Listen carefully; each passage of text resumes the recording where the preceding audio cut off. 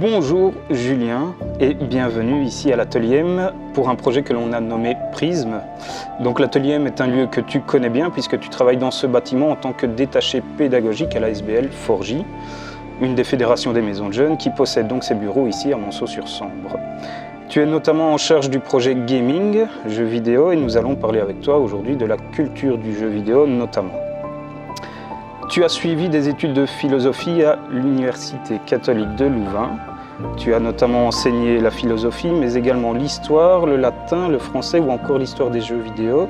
Et depuis 2007, tu collabores régulièrement avec plusieurs médias pour lesquels tu prends la plume ou la parole. Et on peut notamment citer agirpourlaculture.be, Gros Pixel, l'émission Empreinte Digitale sur la radio La Première de la RTBF, ou plus récemment avec la radio France Culture.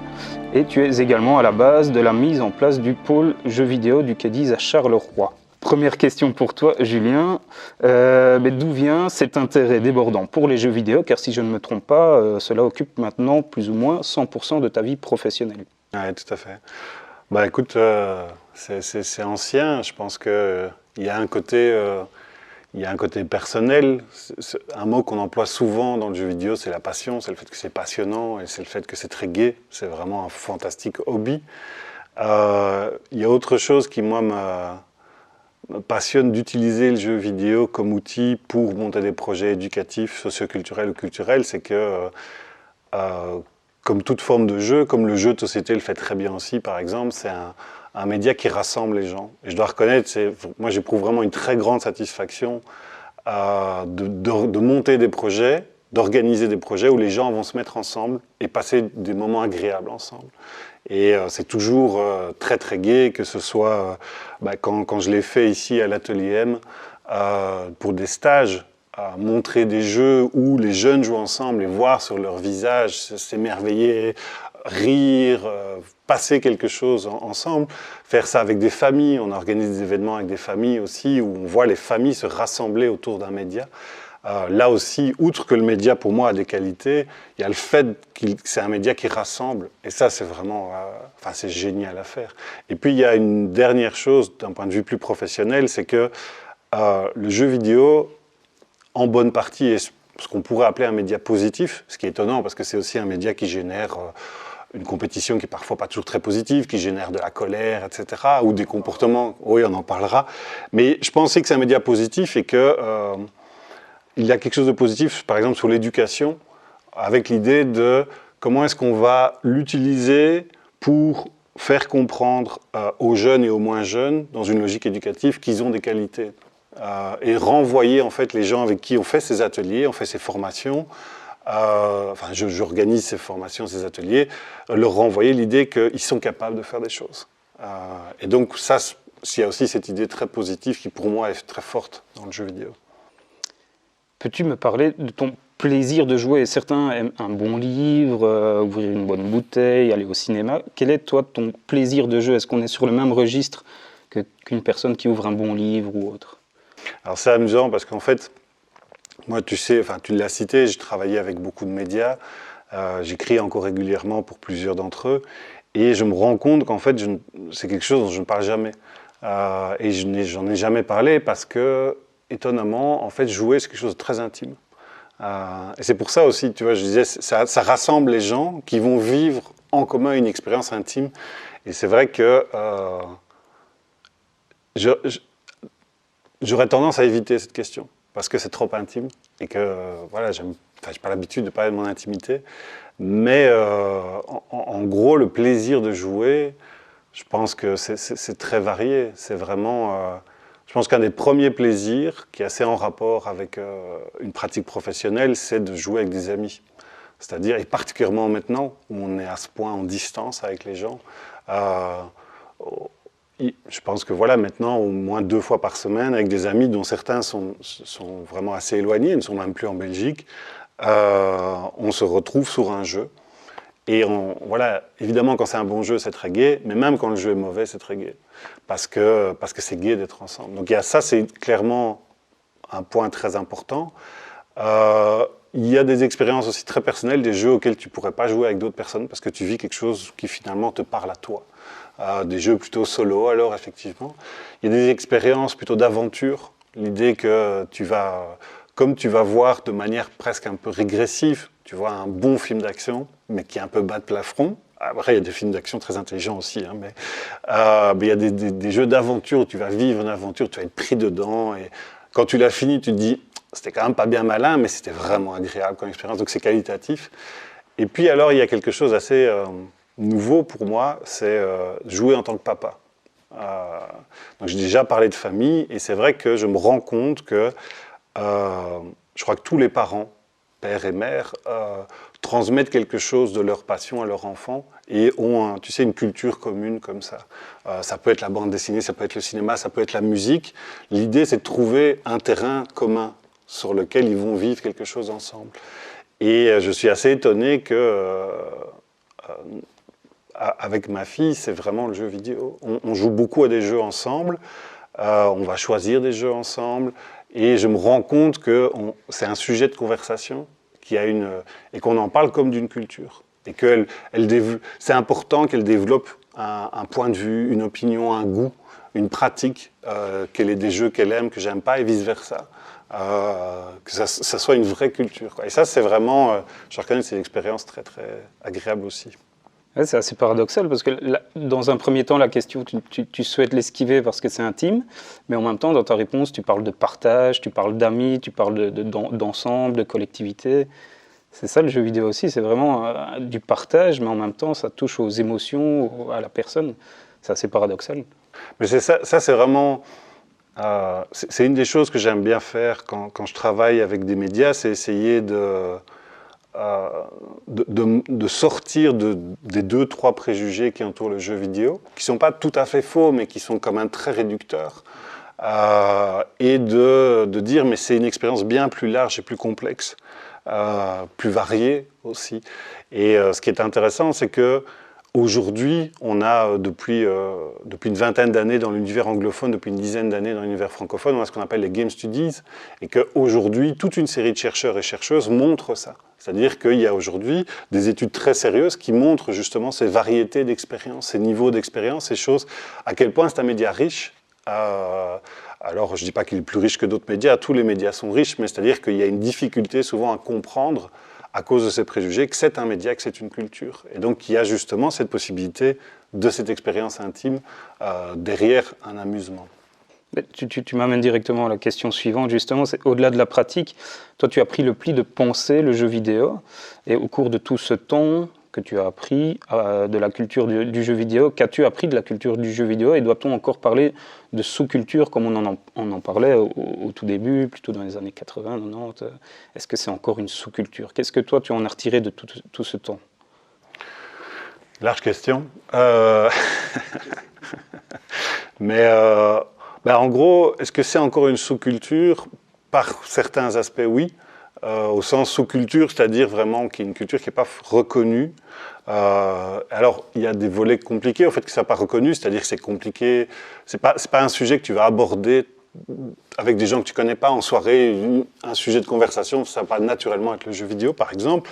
Mais ça a des avantages aussi, parce que cette culture reconnue, il faut dire ce qui est socialement, et nous, on le sait dans le secteur jeunesse, c'est aussi une culture souvent bourgeoise, qui est une culture qui a des formidables qualités, mais qui a aussi des difficultés, notamment un certain élitisme.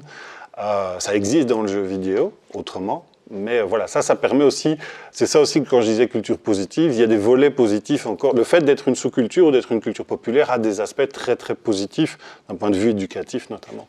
Donc ça, est-ce que c'est encore une sous-culture? Partiellement. Je pense que ça ne l'est plus, par exemple... Pour parler d'actualité, ici tout récemment, il y a un très très très très gros jeu qui est sorti qui s'appelle Cyberpunk 2077. Et ce qui est très intéressant avec ce jeu, c'est que, outre évidemment toute la polémique qu'il a soulevée, c'est que c'est probablement la première fois qu'un gros jeu était abordé dans les médias généralistes sous un autre angle que ça génère beaucoup d'argent et c'est la première industrie du jeu, enfin c'est la première industrie culturelle où c'est un jeu dangereux.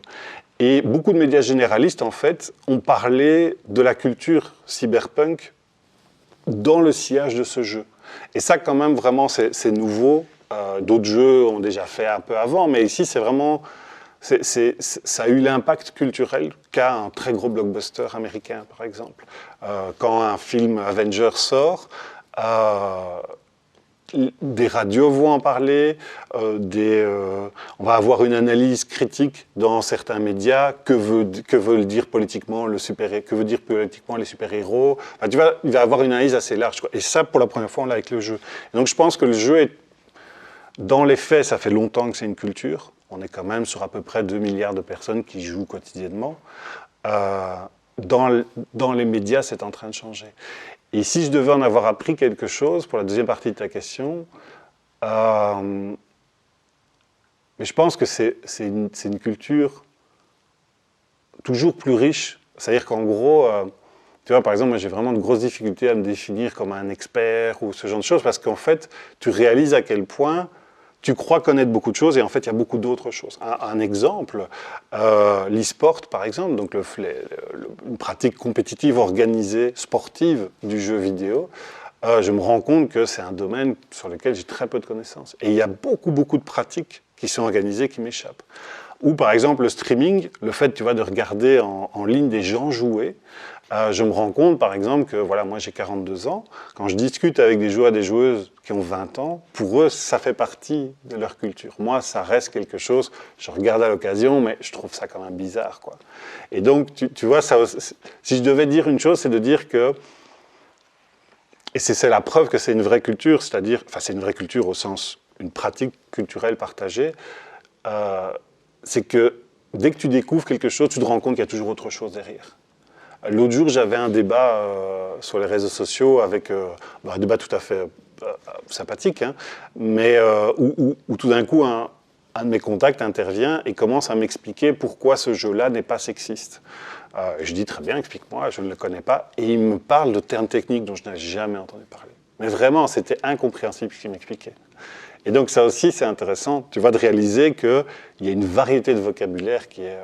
et si on doit faire la comparaison, s'il faut faire la comparaison, par exemple avec le football, quand je regarde, moi je suis pas vraiment, je regarde les matchs d'équipe nationale, et même quand je les regarde, je me rends bien compte, je ne connais pas, je n'ai pas la culture, je n'ai pas le vocabulaire. Et donc tu vois, c'est ça aussi, ce décalage-là, et de montrer que, comme le football, le jeu vidéo est une culture, c'est plus qu'un sport, c'est plus qu'un divertissement, c'est plus qu'un hobby, c'est une culture avec des pratiques, avec beaucoup de choses qui sont construites autour. Le football, c'est à la fois une pratique pour les jeunes, pour se rassembler, c'est une pratique compétitive, c'est apprendre les règles, c'est apprendre le respect, c'est apprendre la compétition, c'est parfois aussi apprendre à tricher, enfin c'est 1000 choses, c'est un vocabulaire, c'est des pratiques problématiques, par exemple l'infiltration d'une certaine culture raciste, mais aussi la tentative dans les clubs d'organiser autre chose. Comment est-ce que les jeunes, par exemple, mettent en place eux-mêmes l'idée que, pour moi, c'est quelque chose qui me touche beaucoup, c'est quand je vois certains clubs qui organisent maintenant le fait d'une culture antiraciste dans les clubs ou une culture d'intégration des LGBTQ. Ça, je veux te dire que le football qui avait cette vieille culture viriliste aujourd'hui se dit ben non, en fait, il faut que les clubs de foot soient cool pour tout le monde. Tu dis voilà, ça c'est ça une culture. Et pour moi, le jeu vidéo est quelque chose de très similaire. D'accord. Et question suivante, je trouve qu'il est important de préciser que le jeu vidéo aujourd'hui n'est plus simplement l'histoire d'un écran, d'une console et d'une manette. Le jeu vidéo est maintenant présent dans nos poches, tous les jours. Donc ce n'est plus forcément une affaire de ce qu'on appelait les geeks, les passionnés. Le jeu vidéo touche maintenant vraiment une population et tu parlais de tantôt de bourgeoisie, d'élitisme. Plus tant que ça, si? Alors ce qui est intéressant, c'est que l'élitisme dans le jeu vidéo, je pense qu'il est encore très présent, et je pense d'ailleurs qu'il est problématique, mais il est le fait justement de toute une série de personnes qui se considèrent comme les vrais joueurs.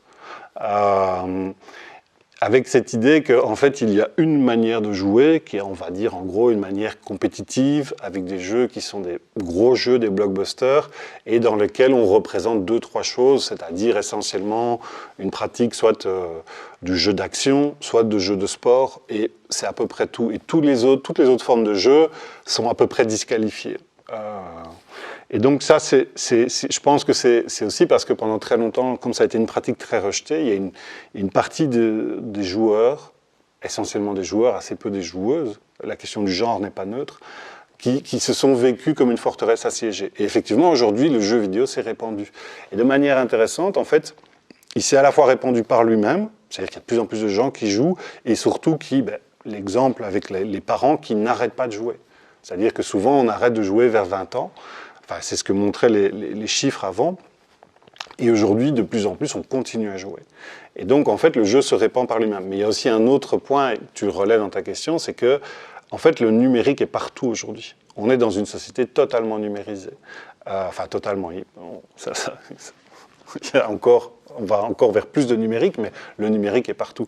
Et effectivement, de manière très intéressante, sur les chiffres de 2020, ce que les chiffres de 2020 montrent, c'est que je pense que c'est à peu près 3/4 du chiffre d'affaires sur les plateformes de distribution sur les smartphones, donc les plateformes Apple et Google, c'est du jeu vidéo.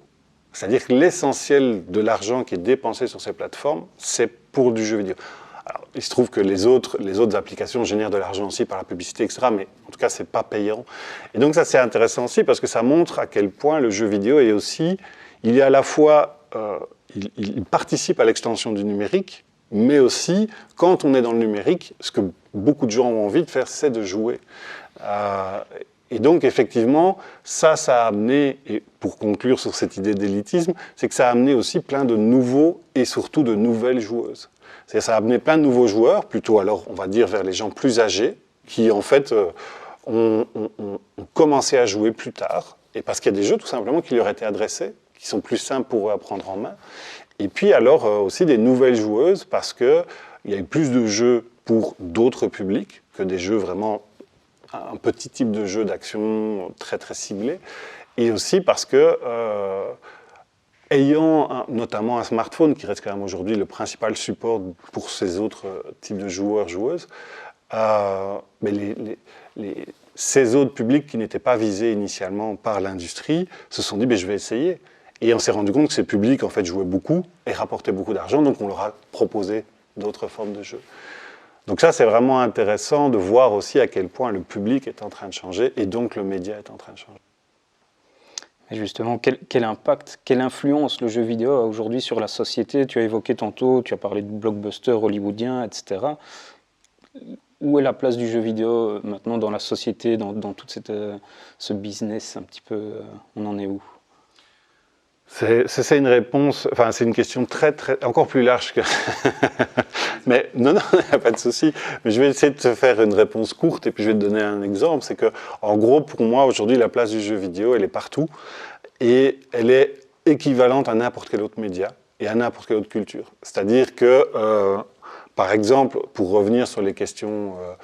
par exemple de racisme avec le mouvement Black Lives Matter. On sait bien que le mouvement Black Lives Matter au niveau anglo-saxon était très porté par des artistes du monde musical qui ont beaucoup soutenu ces questions-là. Donc ça montre bien que le média musical, au-delà des textes, porte aussi une implication politique et sociale. Et on peut dire que dans le jeu vidéo, c'est la même chose. C'est-à-dire que le jeu vidéo, aujourd'hui aussi bien par les créateurs et créatrices que par les joueurs-joueuses, porte des messages dans l'espace public.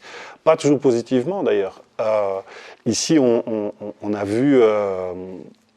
avec la présidence américaine de Trump, on a vu le développement de toute une série de mouvements complotistes en ligne, et on se rend compte qu'à la base de ces mouvements, il y a un autre mouvement qui s'appelle le Gamergate, qui a explosé en 2014, qui en gros est une sorte de radicalisation de toute une série de joueurs et joueuses sur leurs médias, qui disent, voilà, aujourd'hui il y a des faux joueurs, des fausses joueuses, aujourd'hui il y a des journalistes corrompus qui parlent de jeux qui n'en sont pas.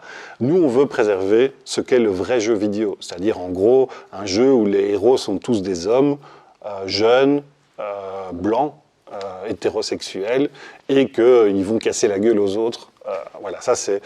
Alors c'est une caricature que je fais bien sûr, hein, mais, et donc il y a ce mouvement-là, c'est vraiment très cristallisé, et a donné naissance notamment à a fait le pont entre ces jeunes gens et une certaine extrême droite américaine. Et donc là, on se rend compte que le jeu vidéo peut aussi cristalliser des questions proprement politiques. Alors ça, c'est l'aspect l'extrême droite, c'est vraiment pas l'aspect positif forcément, mais ça peut être sur toutes sortes d'autres questions. Le fait de la féminisation des héros et des héroïnes, la variété des orientations sexuelles des personnages représentés, la variété des gameplays représentés, avec l'idée que voilà, on peut jouer des jeux où l'objectif c'est pas tant de détruire les adversaires que de faire la paix. On peut jouer des jeux où on va avoir des personnages de toutes les origines ethniques, etc., etc. Donc le jeu aujourd'hui vraiment est aussi dans ce qui porte à un propos politique, social, etc. Et en termes social justement, par exemple les jeux proprement coopératifs, donc des jeux dans lesquels pour gagner il faut coopérer, quand tu mets ensemble des joueurs et des joueuses là-dessus, le jeu leur porte un message, il encourage des pratiques. Et donc c'est pour ça que je disais, pour moi, le jeu aujourd'hui, c'est comme n'importe quel média, il est partout et il parle de tout. Le jeu peut parler de tout et il peut encourager à tout, aussi bien malheureusement des directions négatives que positives. Et justement, je pense à ça. Est-ce qu'il existe, comme dans certains autres médias, des comités de censure ou autres, propres aux jeux vidéo, qui peuvent faire barrage justement à ces extrêmes? Alors ça, c'est très intéressant. Il y a deux parties de réponse à cette question. C'est que, en fait, le jeu vidéo est essentiellement une industrie commerciale. Donc il y a beaucoup de gens aujourd'hui qui pratiquent le jeu vidéo autrement, des étudiants qui créent des jeux qui distribuent gratuitement, des créateurs qui créent des jeux sur leur temps libre et les distribuent gratuitement, des institutions qui vont accueillir des créateurs et les payer pour qu'ils créent des jeux artistiques, ce genre de choses. Voilà, il y a plein d'autres pratiques, mais on va dire que 90% de ce qui est joué aujourd'hui, c'est du jeu commercial. Et donc, l'industrie du jeu vidéo s'est organisée, notamment en Europe, on a le PEGI, qui est en fait une structure qui est payée par les éditeurs et éditrices pour donner une qualification au jeu. Et donc, elle fait du travail tout à fait correct, hein, vraiment, enfin, le travail est très très bon là-dessus, c'est-à-dire en gros c'est un indicateur, mais évidemment c'est une institution qui est financée par le secteur. Et donc c'est une institution dont l'objectif n'est pas de dire, l'objectif c'est d'informer les consommateurs et consommatrices, pas de réguler le secteur. Et donc ça par exemple, effectivement, ça pourrait être une question, puisque c'est le vrai pour d'autres médias, pourquoi est-ce qu'il n'y aurait pas des institutions soit indépendantes mais financées par l'impôt, soit étatiques qui réguleraient le secteur? Oui, ça pourrait être intéressant. Après, ça poserait toutes sortes de questions. Et puis alors, il y a aussi quelque chose qui est très vrai. Aujourd'hui, le principal mode de distribution des jeux, c'est le mode, ce qu'on appelle dématérialisé. Donc vous téléchargez sur votre téléphone, sur votre ordinateur, sur votre console. Et ces sociétés, elles sont établies dans des pays dans lesquels il n'y a pas de régulation. Et donc, imaginons que, on a eu le cas ici tout récemment, la Belgique a dit, voilà, les loot boxes, donc en gros, c'est des principes, c'est des boîtes que tu gagnes, mais tu ne sais pas ce qu'il y a dedans. Et tu peux les acheter dans les jeux, et ça peut te donner des avantages très importants ou pas importants. Et la Belgique a dit, non, ça, nous, on n'accepte pas, c'est du jeu d'argent. Puisque vous pouvez les acheter et que ça vous donne un avantage, c'est du jeu d'argent. Et ça, nous, on n'accepte pas pour les mineurs. On interdit ça. Et donc, la Belgique a imposé ça, de les interdire à toute une série d'éditeurs. Et donc, qu'est-ce que les éditeurs ont fait? On dit, voilà, en Belgique, ces jeux-là ne sont plus distribués. Point. Pas on va retirer ça des jeux, on ne les distribue plus. Mais ça n'a eu aucun effet sur les Pays-Bas, sur le Honduras, sur le Ghana. Enfin, voilà. Chaque pays se retrouve finalement à devoir... il faudrait une organisation internationale. Oui, ça pourrait être intéressant. C'est comme un peu avec les réseaux sociaux, pour l'instant, on parle de régularisation. Mais comme tu dis, ça poserait beaucoup de questions d'éthique. C'est ça. Et puis, il y a aussi autre chose qui est très intéressant, c'est qu'en fait, aujourd'hui, des jeux, prenons l'exemple du fascisme, des jeux ouvertement fascistes, il n'y en a pas vraiment. Il y a des jeux avec lesquels on peut être en vrai désaccord, mais des jeux vraiment fascistes, il n'y en a pas. Et ceux qui sont faits, c'est des trucs amateurs distribués de manière...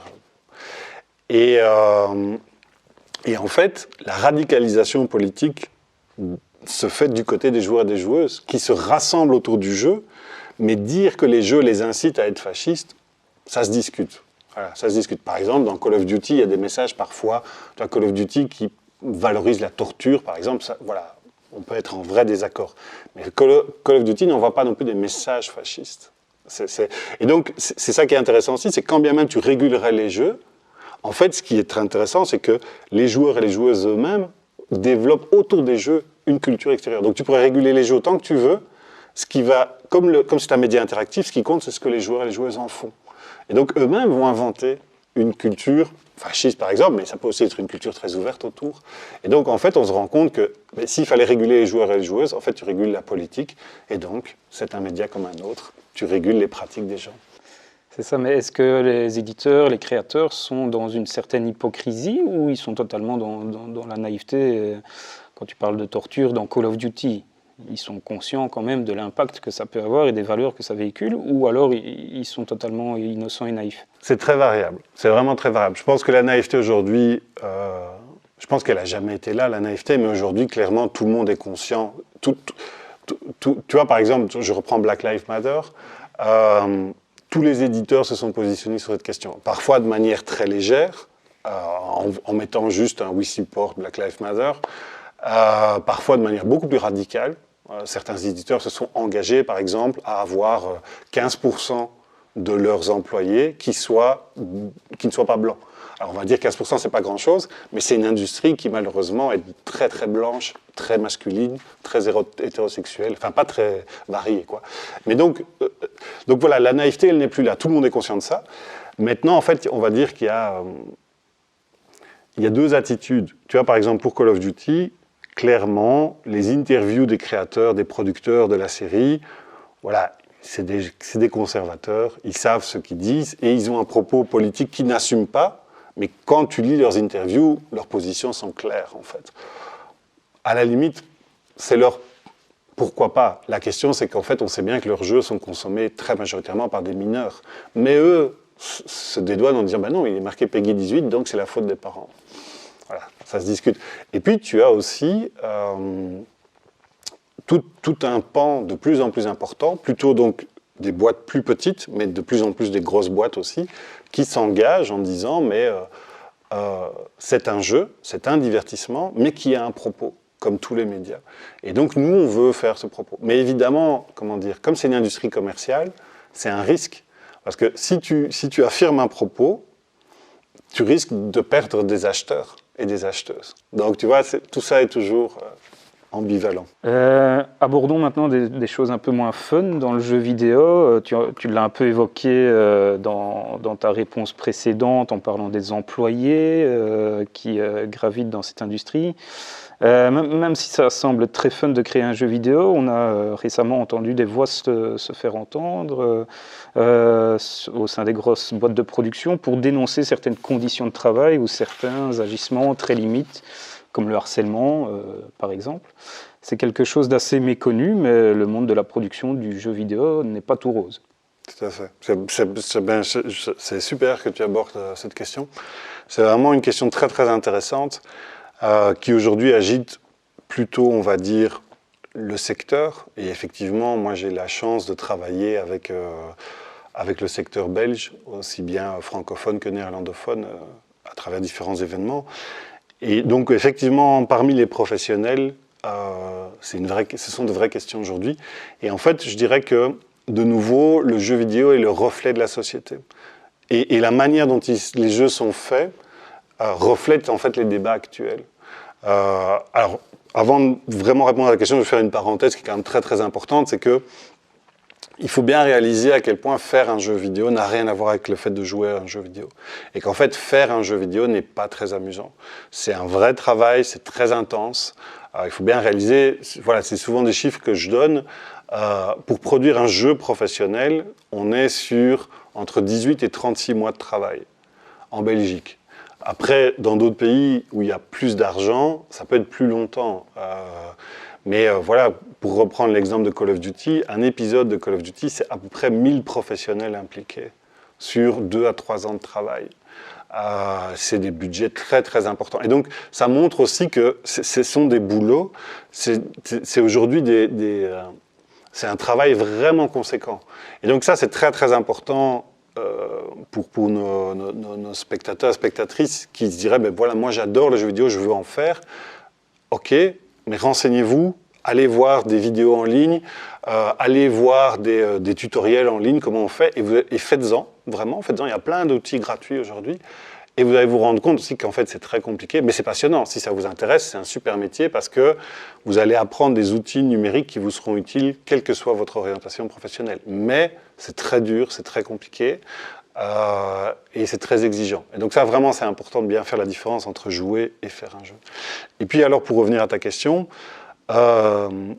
donc les jeux vidéo l'industrie du jeu vidéo reflète la société, c'est-à-dire qu'aujourd'hui, sur la question des violences sexuelles, par exemple, il y a une libération de la parole depuis 4 ans. En fait, ça fait des années que essentiellement les femmes disent qu'il y a des violences sexuelles dans nos sociétés, mais on ne les écoutait pas. Or, depuis MeToo, on les écoute. Et il y a eu des MeToo aussi dans le jeu vidéo, et il y en a de plus en plus régulièrement. Tous les 6 mois, il y a d'énormes scandales qui explosent, et on se rend compte de pratiques mais invraisemblables, qu'on n'imagine pas en fait. Sur les questions de violence sexuelle, sur les questions de racisme, sur les questions de violence de genre, du fait que, effectivement, si vous n'êtes pas hétérosexuel, tous les studios ne sont pas forcément très accueillants, mais on sait bien que dans la société, c'est vrai aussi d'autres... Et donc c'est un reflet de la société. Ce sur quoi le milieu du jeu vidéo est peut-être un peu particulier par rapport à d'autres milieux, c'est que, comme je l'ai dit, c'est un milieu qui s'est très fort construit, fermé sur lui-même, avec en fait un milieu très très masculin, très blanc, très classe supérieure, parce qu'il y a une question sociale aussi qu'on n'aborde pas souvent, mais qui est très vraie. Aujourd'hui, dans le jeu vidéo, c'est un milieu très diplômé. On est sur des gens qui ont en moyenne Bac+5. Alors ça ne veut pas dire que si vous n'avez pas de diplôme, vous ne pouvez pas y faire votre trou. C'est encore un milieu dans lequel on accepte des gens qui ne sont pas comme ça. Mais ça veut dire que socialement, c'est un milieu aussi qui devient de plus en plus uniforme. C'est un milieu qui, il y a 40 ans, était beaucoup plus varié, avec beaucoup de gens qui n'avaient pas fait d'études. C'est moins le cas aujourd'hui. Et donc voilà. Et tout ça fait que le problème, c'est que, et c'est vrai partout, mais comme le milieu du jeu vidéo est très uniforme, quand vous vous retrouvez entre personnes qui vous ressemblent, vous avez tendance à ne plus faire attention à ceux qui ne vous ressemblent pas, ceux et celles qui ne vous ressemblent pas. Et vous avez tendance, et ça je pense que toutes les structures essayent de combattre ça, c'est aussi à parfois avoir une attitude de violence, de rejet envers ces structures, sans réaliser que c'est une forme de violence. Quand vous faites une blague raciste, une blague sexiste, une blague homophobe, et que tout le monde rit parce que personne ne se sent touché, s'il y a une personne qui est concernée, c'est d'une violence folle, évidemment. Donc, tout ça sont des questions, voilà. Et alors, il y a un point aussi qui est intéressant, et je terminerai là-dessus, c'est le crunch. Donc, le crunch, c'est en gros, des heures supplémentaires sans fin. Et donc, ça va être de dire, voilà, on va travailler 13 heures par jour, 6 ou 7 jours par semaine, jusqu'à ce que le jeu soit fini. Sauf qu'un jeu, je l'ai dit, c'est très compliqué, et donc ça peut durer 1 semaine, comme ça peut durer 6 mois, comme ça peut durer 1 an. Et ça, c'est des pratiques qui sont illégales. Évidemment, c'est des heures supplémentaires non payées, et c'est des pratiques très courantes dans l'industrie, en disant mais c'est comme ça que ça fonctionne dans notre industrie. Et on sait bien que c'est une des raisons aussi pour laquelle c'est une industrie qui est très jeune, c'est-à-dire que même si le jeu vidéo professionnel, ça existe depuis 50 ans, depuis 1972 avec Pong, en fait, on se retrouve aujourd'hui avec des studios qui sont très majoritairement avec des gens, la moyenne d'âge, c'est 24-25 ans. Et donc on se dit, mais comment ça se fait? Où sont les vieux? Ou les anciens, les seniors, ceux qui ont de l'expérience en fait. L'expérience c'est très utile, hein, d'autres milieux l'ont bien compris. En fait ils sont partis parce que c'est mal payé, parce que le crunch fait que tu ne peux pas avoir de vie de famille, et puis parce que le crunch fait aussi que tu tombes malade. Cyberpunk 2077, il y a eu plusieurs enquêtes journalistiques et plusieurs témoignages qui ont montré à quel point les gens, il y a eu des divorces, il y a eu des gens qui ont fait des burn-out, des gens qui sont tombés malades, enfin voilà, c'est... Et donc ça aussi, aujourd'hui, depuis quelques années, il y a une structuration du secteur. On a des syndicats qui sont en train de se créer. Alors, pour les autres métiers, ça peut sembler fou, parce que les syndicats, surtout en Belgique, les syndicats sont assez puissants. Mais en fait, ça n'existait pas il y a encore 2-3 ans dans le jeu vidéo. Et donc c'est en train de se créer, parce que les travailleurs et travailleuses sont en train de se rendre compte que c'est pas normal tout ça. Et donc on espère que ça va changer. Bien. Ça fait peur. Ça fait peur.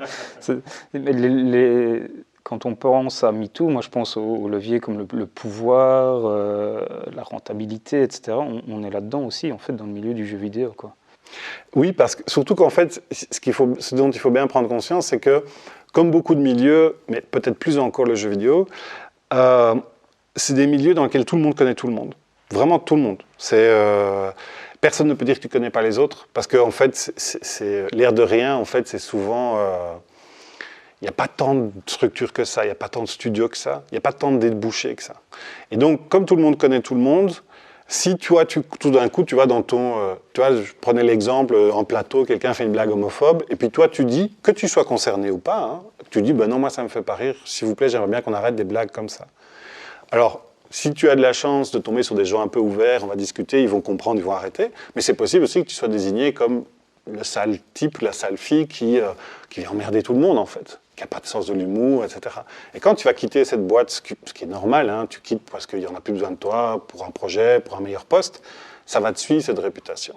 Et donc, c'est une des raisons aussi pour lesquelles les gens ne parlent pas. Par exemple, sur tous les MeToo qu'on a eus ici ces dernières années, beaucoup sont anonymes. Beaucoup, beaucoup. Et celles et ceux qui osent parler à visage découvert, d'abord ont beaucoup de courage, et souvent, ce sont des gens qui ont beaucoup d'expérience, qui sont en fait eux-mêmes devenus directeurs et directrices. Et ils osent parler en disant « moi, dans le passé, j'ai connu ça ». Donc, effectivement, la question du pouvoir, elle est très importante, et le fait que ça soit un petit milieu, parce qu'en fait, voilà, de toutes les industries culturelles, par exemple, c'est celle dans laquelle il y a le moins d'emplois.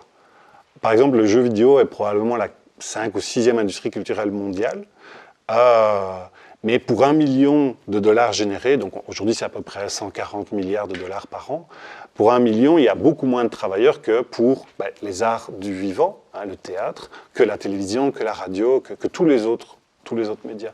Et donc le fait qu'il y ait très peu de travail, ça veut dire qu'il y a très peu de postes. Or, aujourd'hui, il y a de plus en plus de personnes qui se sont formées, et donc en gros, pour un poste, on va dire, il va y avoir, c'est très variable, mais pour un poste, tu vas avoir entre 100 et 500 candidats. Et comme c'est une industrie mondiale, tout se fait en anglais, eh bien, si tu as un poste à Montréal, tu vas avoir des gens du monde entier qui vont postuler, de Belgique notamment. Et donc ça veut dire aussi que, si tu veux, il y a une telle concurrence que ça pousse aussi les gens à se taire sur les débordements et à les directeurs et directrices d'en profiter, malheureusement. Pas tous, hein. Pas tous. Certains, mais voilà, c'est présent. C'est bien de le savoir, malheureusement. Et au-delà de ces grosses productions qui sont parasitées par tout ce dont tu viens de parler, et notamment le retour sur investissement, je pense, existe-t-il encore un monde un peu underground du jeu vidéo, avec des passionnés, des artisans du jeu vidéo? Est-ce que ça existe encore? Oui, plus que jamais. C'est vraiment... ça a toujours existé. C'est un milieu dans lequel... c'est un milieu qui, comme tous les milieux du numérique, est très très imprégné de ce qu'on appelle l'esprit libertaire, avec l'idée de il faut que ça reste libre, ouvert, que ça soit distribué gratuitement, que tout le monde puisse avoir accès à ce qui se passe.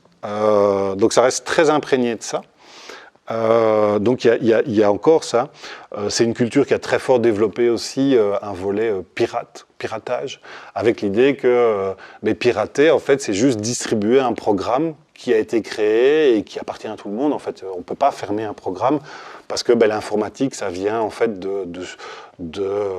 ça appartient à tout le monde, et ça vient en fait au départ d'agences qui sont des agences gouvernementales et donc créées avec de l'argent public. Internet, c'est une création publique. Enfin bref, je m'égare, mais ce que je veux dire par là, c'est que il y a toujours eu et il y a encore très fort tout ça. Et en plus, aujourd'hui, ces gens ont pu aussi développer... ils peuvent en vivre, ce qui n'était pas le cas encore il y a 20 ans, parce qu'aujourd'hui, les plateformes de distribution, comme la distribution est dématérialisée, les coûts sont très faibles. Et donc aujourd'hui, c'est facile pour une petite structure, on va dire entre 1 et 50 employés, et des budgets qui vont entre 400 000 et 5 millions d'euros, c'est facile de distribuer son jeu. Et donc, ça veut dire aussi que tu peux faire des jeux plus originaux puisque les coûts sont moins élevés, donc tu prends moins de risques en fait. Et ça veut dire aussi qu'il y a plus de joueurs et tu peux les toucher plus facilement. Donc voilà, et puis aussi, là, ce qu'on appelle la création amatrice, des gens qui font ça pour leur plaisir ou dans des ateliers, etc. Aujourd'hui, il y a des sites qui te permettent, qui sont assez connus, je pense en particulier à un qui s'appelle Itch.io, et qui permettent de distribuer gratuitement n'importe quelle création. Et donc, on a une explosion de jeux très, très, très originaux. Par exemple, ce qu'on a appelé les jeux autobiographiques, c'est quelque chose qui a toujours existé, mais qui, on va dire, depuis 10 ans, a pris une place énorme. Et donc là, on a des créations underground au sens...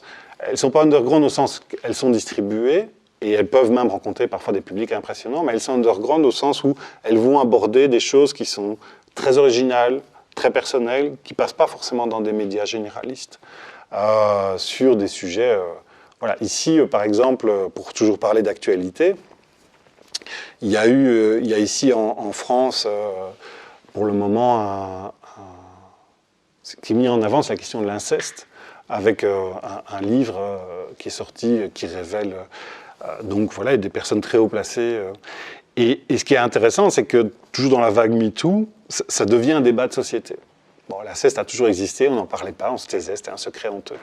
Et ce qu'on se rend compte, c'est que même dans le milieu du jeu vidéo, il y a des jeux qui sont créés et distribués en ligne sur ces questions-là, d'auteurs et d'autrices qui partagent leur expérience, qui en fait, c'est leur média. Ils disent, moi, je ne vais pas rédiger un texte, je vais créer un jeu. Et c'est des jeux, enfin, vraiment, il faut avoir le cœur bien accroché pour y jouer, parce que c'est très dur. Et donc, voilà, tu vois, il y a des jeux punk, vraiment punk, des jeux barrés, des jeux fous, des jeux érotiques, des jeux... Enfin, vraiment, il y a une telle variété de créations qu'aujourd'hui, c'est impossible de tout suivre, tellement il y a justement de choses.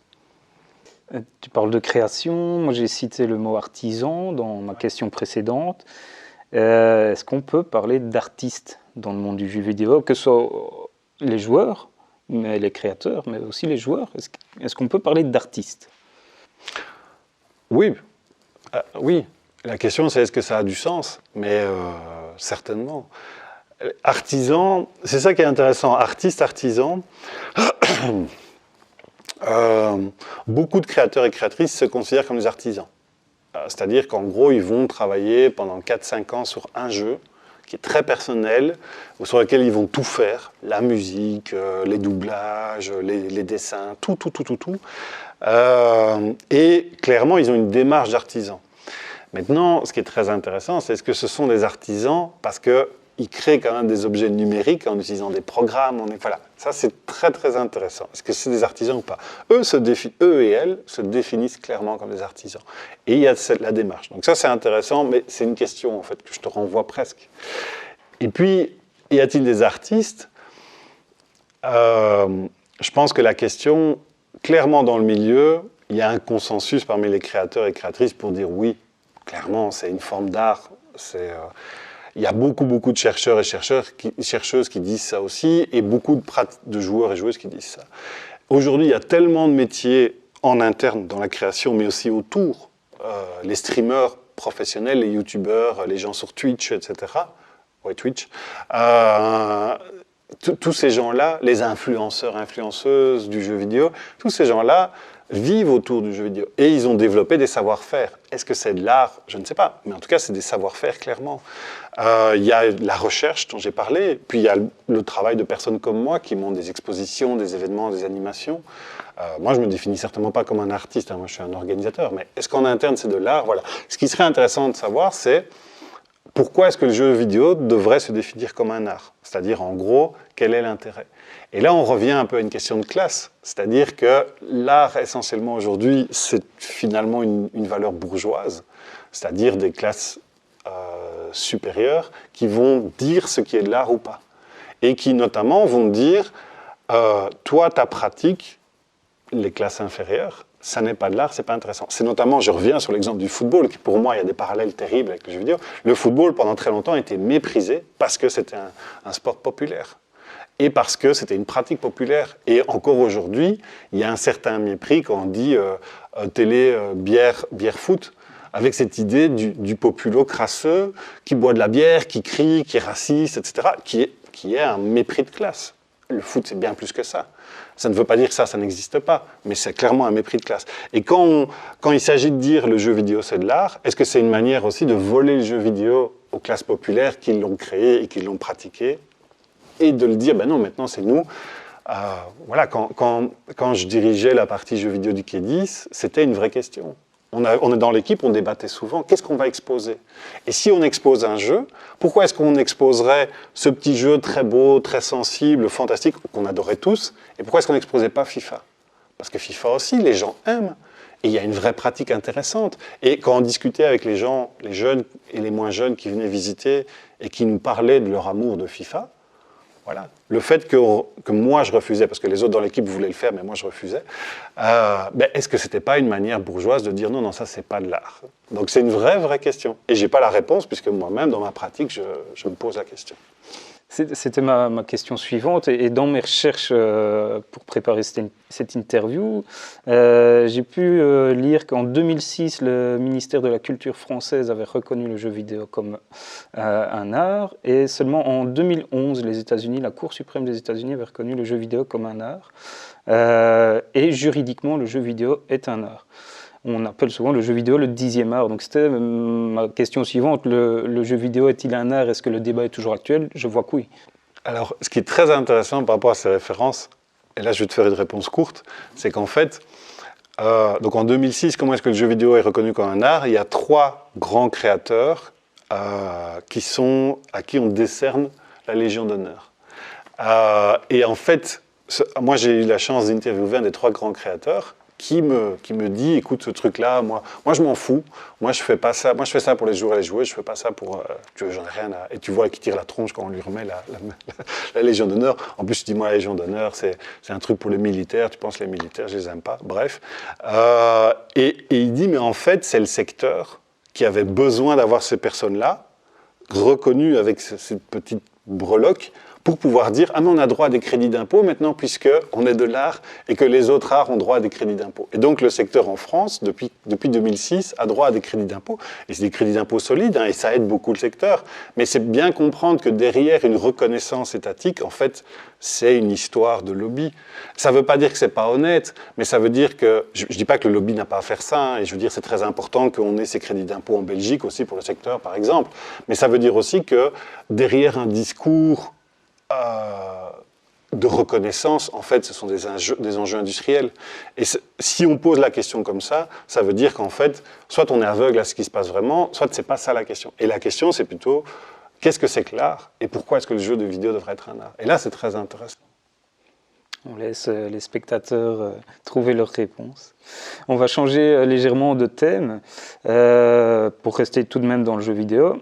Est-ce que l'introduction du virtuel dans le réel peut poser des questions et favoriser des comportements parfois extrêmes? Je pense entre autres à l'époque de Pokémon Go, où des joueurs devaient chasser des Pokémon dans le monde réel.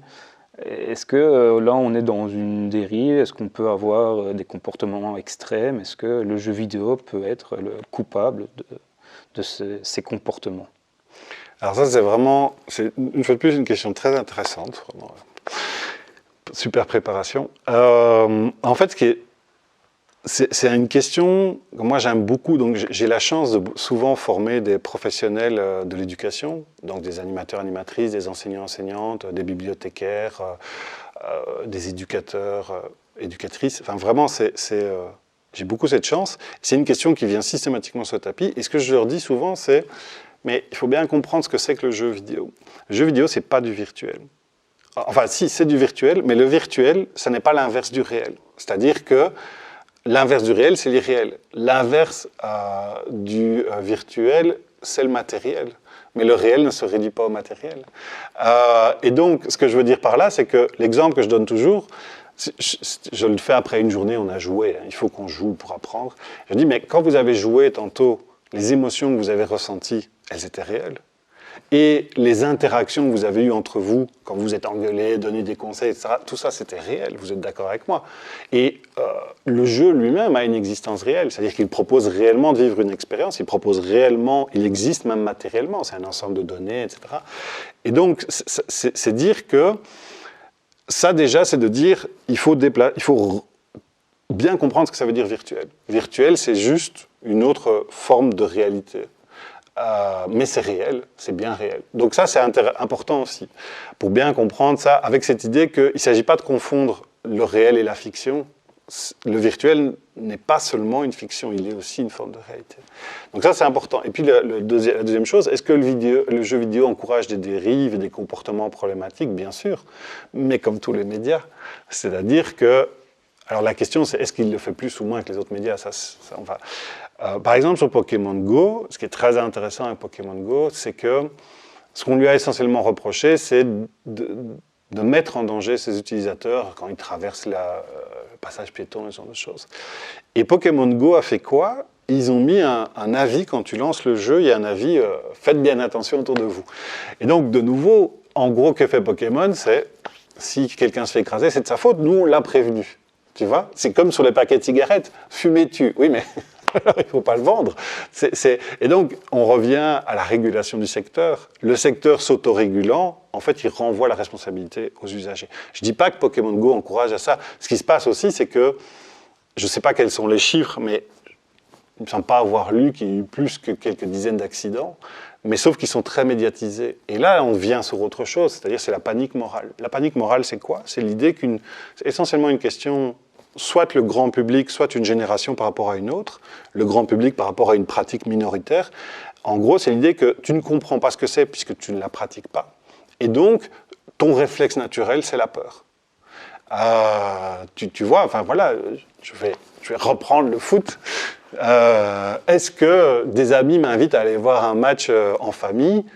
Si je n'ai jamais été voir un match, je trouve que j'étais une fois dans ma vie voir un match et j'étais stupéfait. Cette énergie, les gens qui crient, t'es dedans, etc. Enfin, c'est vraiment, c'était une défaite du Sporting malheureusement, mais Anderlecht qui a battu le Sporting. Bref, mais si j'ai jamais été voir un match, je me dis mais je vais jamais aller là avec ma fille. Les gens vont se taper dessus, ils viennent avec des armes, ils crient, ils ont des banderoles homophobes, racistes, puis c'est des crétins qui courent après un ballon. Tu vois, c'est ça quoi.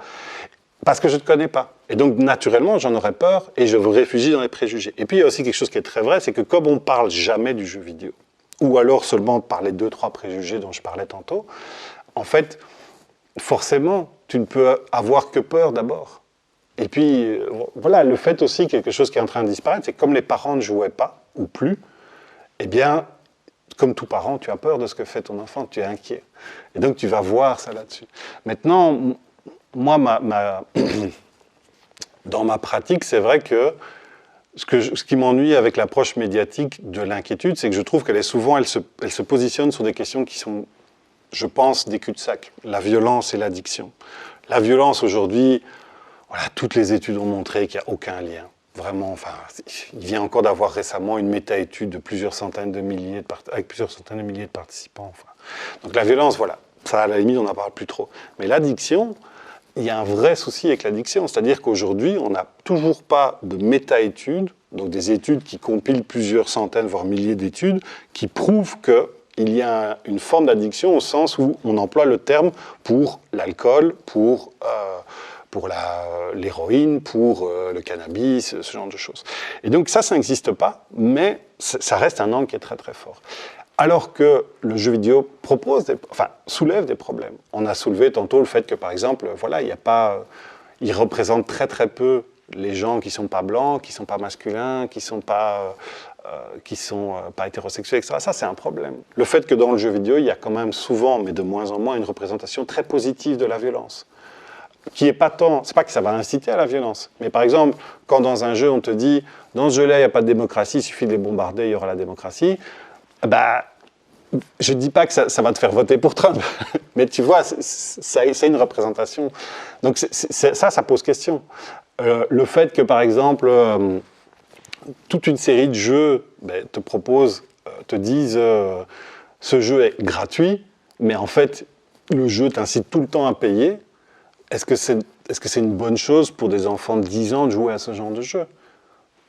Enfin voilà, moi, ma fille, par exemple, et c'est aussi une question de culture, ces jeux-là sont interdits. Si elle veut un jeu, on en discute, on négocie, et on achète un jeu qui est payé une fois pour toutes. Tu vois, ce genre de choses, par exemple. Là, oui, pour moi, ce sont des questions qui, à mon sens, sont plus pertinentes que la violence et l'addiction. Donc ma question est un peu redondante avec la précédente et avec ta réponse, mais la simulation de vie réelle est quand même de plus en plus convaincante dans les jeux vidéo, notamment au travers du graphisme, du travail sonore, des scénarios. Est-ce quelque chose que l'on peut redouter? Tu en as un peu parlé, mais en gros ma question est celle-ci. Y a-t-il un risque pour des joueurs de confondre à un moment le réel et le virtuel, même si il ne faut pas opposer ces deux termes, mais est-ce que... voilà. Alors franchement, je ne pense pas. Pour une raison très simple, c'est que en fait, ce qui aujourd'hui est de plus en plus frappant dans la simulation, c'est ce qu'on appelle le photoréalisme. C'est-à-dire que les représentations sont de plus en plus réalistes parce que les machines sont plus puissantes et les programmes sont plus performants. Mais concrètement, quand tu joues, et c'est pour ça qu'il faut absolument... Moi, je trouve toujours aberrant qu'on parle de jeu sans jamais avoir joué, ce qu'on ne se permettrait pas pour d'autres médias. Personne à la télévision ou à la radio n'irait dire « ce livre ne vaut rien, est-ce que vous l'avez lu ?» Ben non, j'ai juste regardé sa couverture, c'est bon, je peux me faire un avis. Non, mais on le fait pour le jeu vidéo, parce que quand tu joues, c'est-à-dire quand tu pratiques le jeu, tu te rends compte qu'en fait le jeu c'est essentiellement avant une représentation visuelle, ce sont des mécanismes.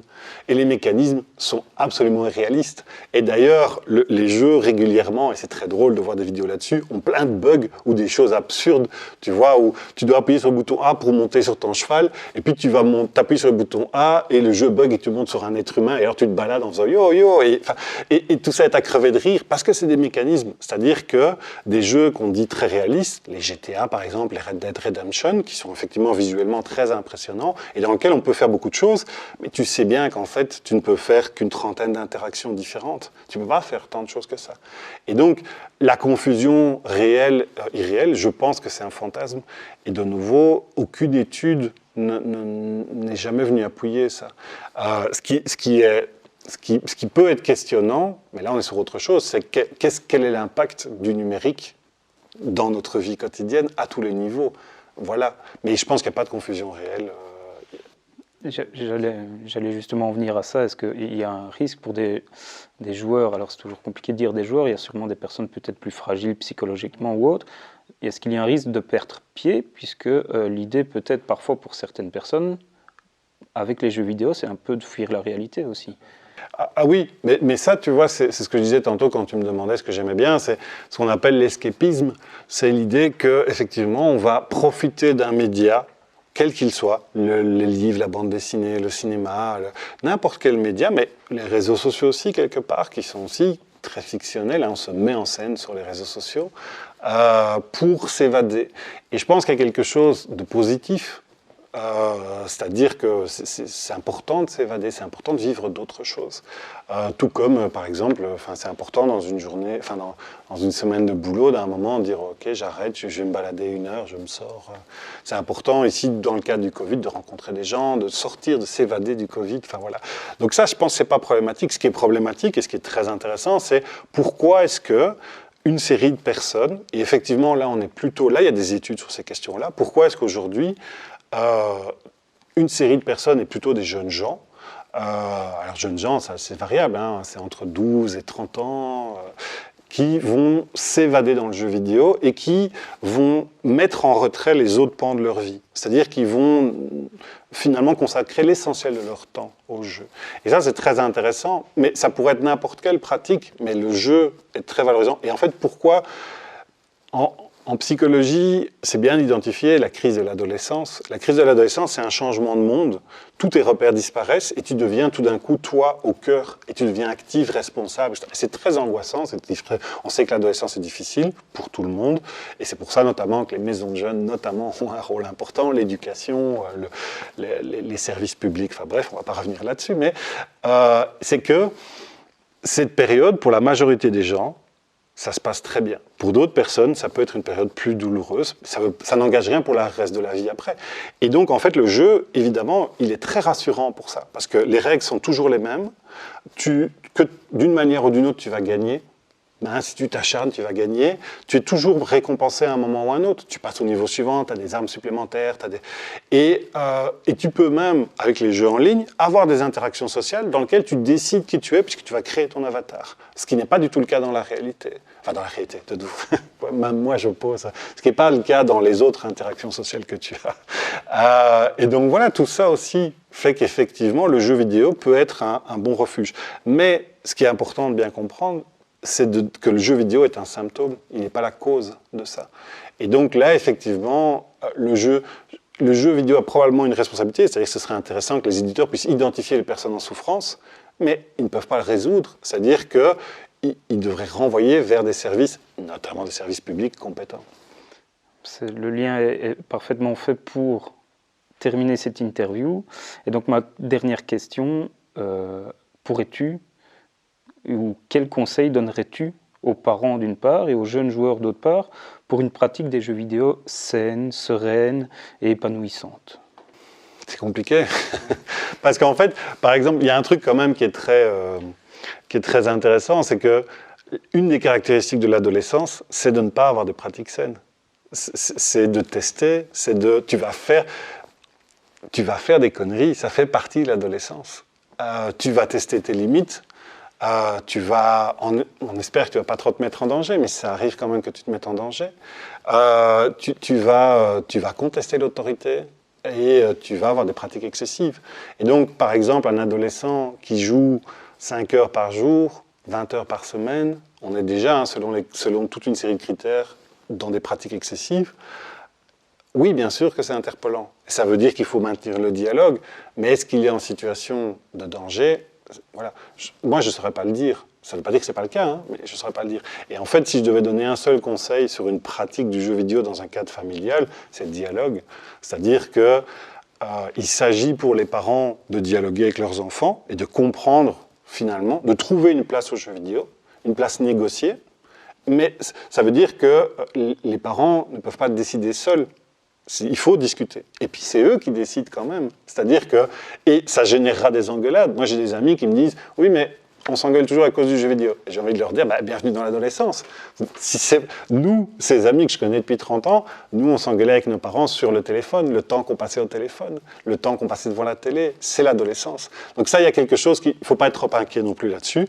Et ce qui est très important dans les deux cas, c'est le dialogue. Tant que vous avez un dialogue avec votre enfant, et ça veut dire que le lien est là. Et ça ne veut pas dire que ce sera facile, mais éduquer n'est pas facile. Et ça ne veut pas dire, voilà, il y a des choses qui doivent vous inquiéter, vous questionner, et donc, mais c'est vous qui êtes le cadre. Et ça ne veut pas dire que vous prendrez la bonne décision non plus, mais c'est vous le cadre. C'est-à-dire on discute et puis on tranche. Par contre, ça veut dire que les engagements que vous avez pris, vous, en tant que parent, vous devez les respecter. Si vous avez négocié 1 heure de jeux vidéo par jour, votre enfant a droit à cette heure.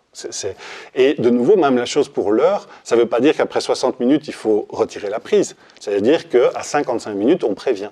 On dit, dans 5 minutes, c'est fini. Termine ce que tu as à faire, etc. Et ça ne veut pas dire qu'à 60 minutes, ça va bien se passer. Mais de nouveau, c'est l'ordre des choses. Donc voilà, et le conseil aux jeunes, c'est... variez, essayez, découvrez, amusez-vous. C'est un amusement, c'est un hobby, c'est une culture. Et n'écoutez pas les vieux comme moi, quoi. Merci Julien.